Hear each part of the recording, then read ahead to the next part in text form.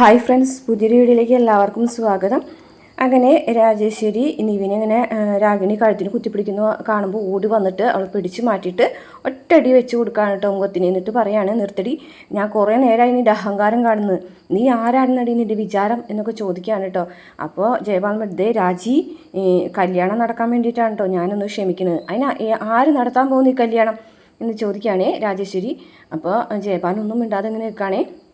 എന്നിട്ട് രാജേശ്വരി പറയുകയാണ്, ചെറുപ്പകാലത്ത് എങ്ങോ ഒരു വാക്ക് തന്നതിൻ്റെ പേരിലാണ് ഞങ്ങൾ ഇത്ര നാളായിട്ട് ഇവനെ ബുദ്ധിമുട്ടിച്ചുകൊണ്ടിരുന്നത്. ഇനി എനിക്ക് വയ്യ, എന്തായാലും ഈ കല്യാണം നടത്താൻ ഞാൻ തീരുമാനിച്ചിട്ടില്ല. ഞാനിപ്പോൾ ഇവനെയും കൊണ്ട് പോവുകയാണ്. ജയപാലേട്ടൻ എന്താണ് ചെയ്യാൻ പറ്റാന്ന് വെച്ച് കഴിഞ്ഞാൽ അതങ്ങനെ ചെയ്തോളാം പറഞ്ഞിട്ട് പോവുകയാണ് കേട്ടോ. വാ സത്യേട്ടാന്ന് പറഞ്ഞു കഴിഞ്ഞിട്ട് നിവിൻ്റെ കൈയും പിടിച്ച് രാജേശ്വരി പന്തലിൽ നിന്ന് ഇറങ്ങി പോകുന്നത് നോക്കി നിൽക്കുകയാണ് കേട്ടോ രാഗിണിയും ജയപാലനും. പിന്നെ കാണിക്കുന്നത് അച്ചമ്മ കാവേരിനോട് പറയാണ്, കാവേരി നീ പറഞ്ഞതുപോലെ ചെയ്തു കളഞ്ഞല്ലോ, പണം വാങ്ങുമെന്ന് പറഞ്ഞപ്പോൾ ഇങ്ങനെ വിചാരിച്ചില്ല എന്ന് പറയാം. അപ്പോൾ ഗംഗയും പറയും, അതെ ഇന്ന് തന്നെ പണം വാങ്ങിച്ചിരിക്കും, പണം വാങ്ങിച്ചിട്ട് ഞാൻ പോകുള്ളൂ എന്നൊക്കെ പറഞ്ഞപ്പോൾ ഇത്രയൊക്കെ സംഭവിക്കുന്നു ഞാൻ കരുതിയില്ല എന്ന് ഗംഗ പറയേ. ഈ സമയത്ത് ഞാൻ പറയുന്നുണ്ട്, എന്തായാലും ജയപാലിന് കിട്ടേണ്ടത് കിട്ടിയാലോ, അവൻ നശിച്ചു പോകുള്ളൂ. ഒരിക്കലും ഞാൻ ഒരാളെ ശപിച്ചിട്ടില്ല. ചോറ് കൊടുത്ത കൈ കൊണ്ട് അവന് ഞാൻ ചോറ് കൊടുത്തിട്ടുള്ളതാണ് എൻ്റെ ഈ കൈ കൊണ്ട്. അവനെ തന്നെ ശപിക്കേണ്ടി വന്നത് എൻ്റെ ഒരു അവസ്ഥയാണെന്നൊക്കെ അച്ഛൻ ഇങ്ങനെ സങ്കടത്തോടു കൂടിയിട്ടിരുന്ന് പറയുന്നുണ്ട്. അന്നേരം യമുന പറയുന്നുണ്ട്, നിങ്ങൾ എന്ത് വിചാരിച്ച് ജയപാലിനിപ്പോൾ ആകെ തറ പറ്റി കാണുന്നോ, അല്ലെങ്കിൽ അയാൾ നാണക്കേട് കാരണം തലയും മുണ്ടിട്ട് നടക്കുമായിരുന്നോ?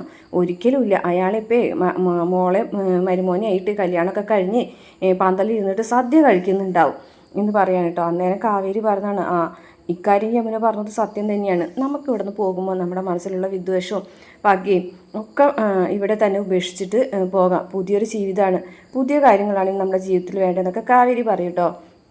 ഇതേ സമയം രാഗിണിയാണെന്നുണ്ടെങ്കിൽ ആയ മണ്ഡപത്തിൽ നിന്ന് ഇറങ്ങാതെ അവിടെ തന്നെ ഇരിക്കുകയാണ്. ഒരു ഭ്രാന്തമായിട്ടുള്ളൊരവസ്ഥയിലാണ് കേട്ടോ. എന്നിട്ട് ഇരുന്നോടത്തുനിന്ന് ഇങ്ങനെ നീന്തി വരികയാണ് കേട്ടോ. എഴുന്നേറ്റ് നിൽക്കുന്നല്ല, ഇങ്ങനെ നീന്തി അച്ഛൻ്റെ അടുത്തേക്ക് വന്നിട്ട് അച്ഛനോട് ചോദിക്കുകയാണ്, അച്ഛാ എൻ്റെ നിവിൻ പോയല്ലേ, എനിക്ക് എൻ്റെ നിവിനെ കൊണ്ടുതരാൻ പറ്റുമോ അച്ഛാ എന്നൊക്കെ ചോദിച്ചിട്ട് ഇങ്ങനെ വീണ്ടും ബാക്കിലേക്ക് കഴിഞ്ഞ് പോകും. അവിടെ ഉള്ള സാധനങ്ങൾ മുഴുവനും വലിച്ചു വാരി എറിയുകയും ചെയ്യുന്നുണ്ട് കേട്ടോ. അതിനുശേഷം രാജേശ്വരി സത്യന് വീട്ടിലെത്തുമ്പോൾ നിവിനാണെന്നുണ്ടെങ്കിൽ വലിയ ആശ്വാസത്തിലാണ് കേട്ടോ. കല്യാണം മുടങ്ങിയതിൻ്റെ ഒരു സന്തോഷം. അങ്ങനെ പതുക്കനെ വിഷമം അഭിനയിച്ചുകൊണ്ട് അച്ഛൻ്റെ അമ്മയുടെ അടുത്തേക്ക് ചെല്ലാണ്. എന്നിട്ട് അമ്മയെ എന്ന് വിളിക്കുമ്പോൾ, എന്താ നിനക്കിപ്പോൾ സമാധാനമായല്ലോ, എന്താ അമ്മ ഇങ്ങനെ പറയുന്നത്, നിനക്ക് കല്യാണം മുടങ്ങണം എന്നല്ല ആഗ്രഹം, നീ പ്രാർത്ഥിച്ചുകൊണ്ടാണ് ഇങ്ങനെയൊക്കെ സംഭവിച്ചതെന്ന് പറയാൻ കേട്ടോ. അമ്മേ നീ മിണ്ടാണ്ടിക്കടാ, അവൻ്റെ ഒരു അഭിനയം, നിനക്ക് ഈ കല്യാണത്തിന് ഇഷ്ടമല്ലായിരുന്നല്ലോ എന്നൊക്കെ ചോദിക്കുകയാണ് കേട്ടോ. അപ്പോൾ നിവിനൊന്നും മിണ്ടാതെ തലവും വിട്ടിരിക്കുകയാണ് കേട്ടോ. നിനക്കിപ്പോൾ തൃപ്തിയായല്ലോ, അത് ഞാനാണോ അമ്മേ ഇതൊക്കെ ചെയ്തതെന്നൊക്കെ ചോദിക്കുന്നുണ്ട് കേട്ടോ. നിവിനിങ്ങനെ ഒരു തരം കള്ളച്ചിരിയൊക്കെ ചിരിക്കുന്നുണ്ടേ.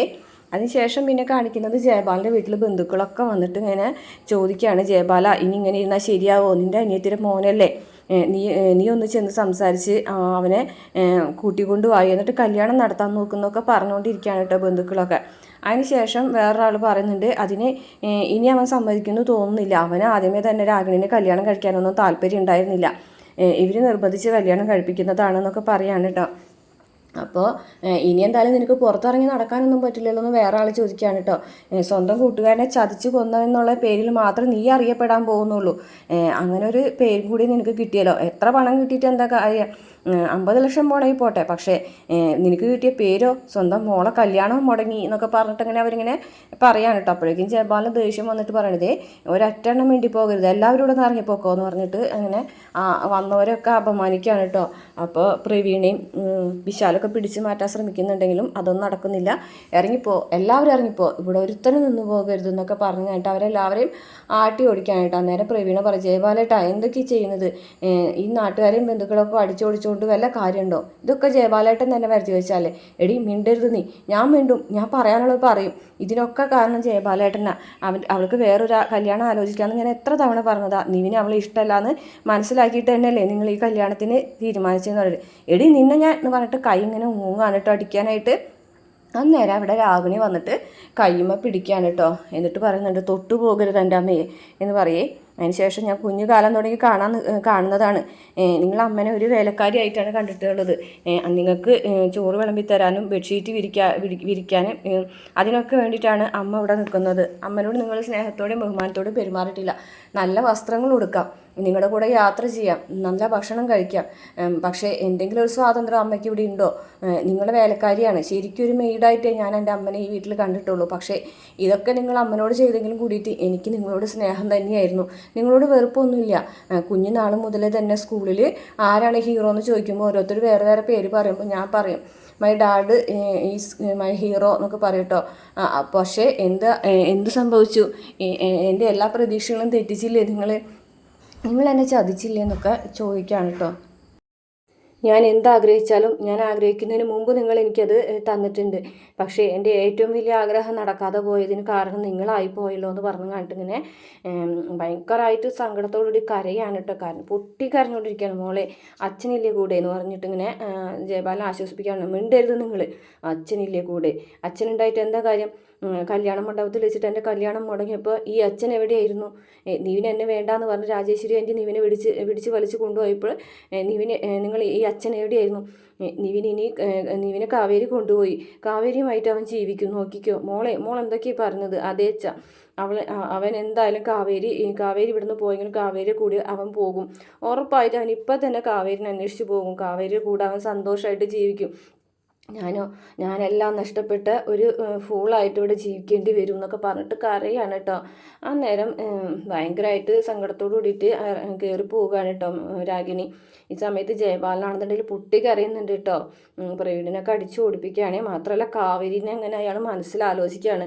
കാവേരി ചെയ്ത കാര്യങ്ങളൊക്കെ അയാൾ മനസ്സിലാലോചിച്ചിട്ട് കാവേരിനോട് പ്രതികാരം വീട്ടാനുള്ളൊരു തീരുമാനം ജയപാലൻ എടുക്കുകയാണ്. അത്രയാണ് ഇന്നത്തെ എപ്പിസോഡുള്ളത്. പ്രമോല് കാണിച്ചിട്ടുള്ളത് അവരൊക്കെ തിരുവനന്തപുരത്ത് പോയിട്ട് നെക്സ്റ്റ് വീക്ക് പ്രമോണ് കേട്ടോ തിരുവനന്തപുരത്ത് പോയിട്ട് നരേൻ്റെ ഔട്ട് ഹൗസിൽ താമസിക്കുന്നതൊക്കെ ആയിട്ടുള്ള ഭാഗങ്ങളാണ്.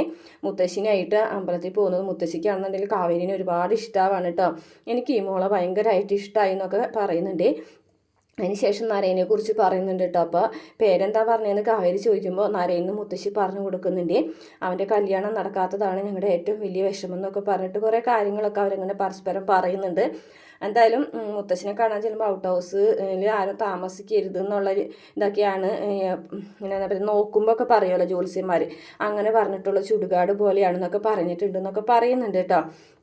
എന്തായാലും ജയപാലനാണെന്നുണ്ടെങ്കിൽ നരേനെ വിളിക്കാനായിട്ട് ഔട്ട് ഹൗസിൽ നിന്ന് കാവേരിനെ ഇറക്കി വിടാൻ പറയുമ്പോൾ ജയപാലനോട് നരേൻ പറയുന്നുണ്ട് നീ ഇങ്ങോട്ട് വാ എന്ന് പറയുന്നുണ്ട് കേട്ടോ ജയപാലനോട്. അപ്പോൾ ജയപാലൻ പറയുന്ന ഔട്ട് ഹൗസിൽ താമസിക്കുന്ന അവർ മാത്രമല്ല നിൻ്റെ വീട്ടിലുള്ള ഓരോരുത്തരെയും കാല് ഞാൻ ഒടിക്കുന്നൊക്കെ പറയുന്നുണ്ട് കേട്ടോ. അപ്പോൾ നരേൻ പറഞ്ഞു നീ ഇങ്ങോട്ട് വാടാ, നീ അവിടെ നിന്ന് വെല്ലുവിളിക്കാതെ നീ എൻ്റെ മുന്നിലേക്ക് വായോ എന്ന് നരേൻ ജയപാലനോട് പറയുമ്പോൾ ജയപാലൻ ആ വെല്ലുവിളി സ്വീകരിക്കുകയാണ് കേട്ടോ. അപ്പോൾ എന്തായാലും തിരുവനന്തപുരത്തേക്ക് ജയപാലൻ പ്രതികാരം ചെയ്യാനായിട്ട് വരും. പക്ഷേ നരേനാണെന്നുണ്ടെങ്കിൽ അവർക്ക് സപ്പോർട്ടും തുണയായിട്ട് കൂടെ നിൽക്കുന്നുള്ളത് നരേൻ്റെ ആ വാക്കുകളിൽ നിന്ന് തന്നെ കേൾക്കുന്നുണ്ട് കേട്ടോ. അപ്പോൾ അത്രയാണ് പ്രമോല് കാണിച്ചിട്ടുള്ളത്. അപ്പോൾ നിങ്ങൾക്ക് ഈ വീഡിയോ ഇഷ്ടപ്പെടുകയാണെന്നുണ്ടെങ്കിൽ മറക്കാതെ നമ്മുടെ ചാനൽ ഒന്ന് സബ്സ്ക്രൈബ് ചെയ്ത് സപ്പോർട്ട് ചെയ്യണം കേട്ടോ.